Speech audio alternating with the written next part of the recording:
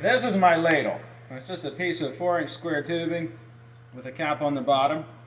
Then inside this piece of metal there's about a 1/4-inch gap at the bottom. The idea is that the impurities on the lead always float to the surface. So it works like a gravy pouring container would. You pour it, and you tip, and it feeds off the bottom. This is our mold. Simply 2 pieces of, it's actually just 2-inch Schedule 40 pipe. I turned the inside on a taper, made a rectangular hole for the handle. And then this is our little stand for setting the handle on. This is a hammer that we're going to remelt. You can see the handles coming out of it. This is what a new one or almost new one looks like. And here's another one that's kind of beat up.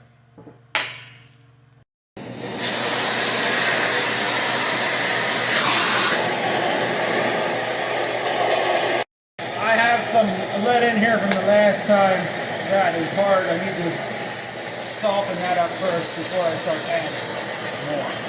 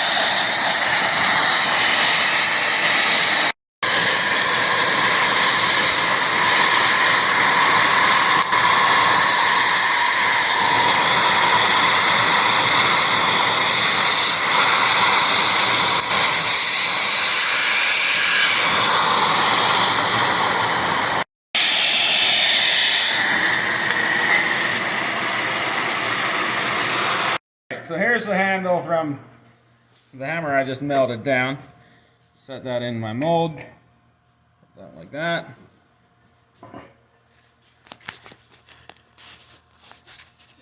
And we get nice clean lead coming out from the, and this is pouring off of the bottom of the ladle.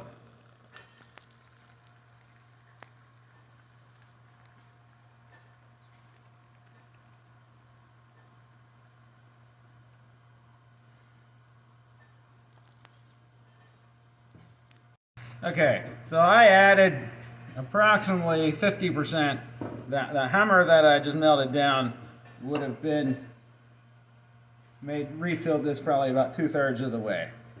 So you have to add some because this pieces break off and you always lose some. Now if we look inside the ladle, you can see all the slag that's on top. That's all the impurities and whatever else. And also here, in the center of this hammer, I refilled it a little bit. That's because the metal shrinks as it cools. It shrinks, so I added some on top. And just for kicks, I'm going to pour some more on here. A little too full. And also, if you're careful,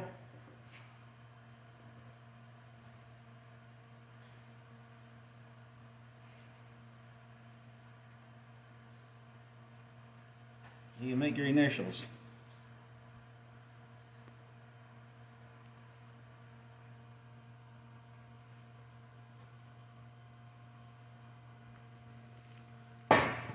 Well, the handle was cold, so it's not, there's a little bit of an edge. That's because it was getting solid right as it was hitting it. So my melting point was not much hotter than the melting point. And you can see how the mold pieces didn't quite line up, so it left an edge there. Why do we want the lead hammer? Here's a 1/2-inch bolt and nut. Well, let's say this bolt is, I want to hit on the threads for whatever reason. Alright, here is the markings from the bolt. Those line up with the thread.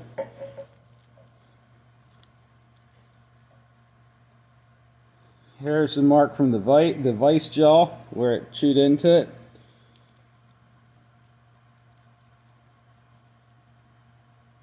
And I can still thread it on that far.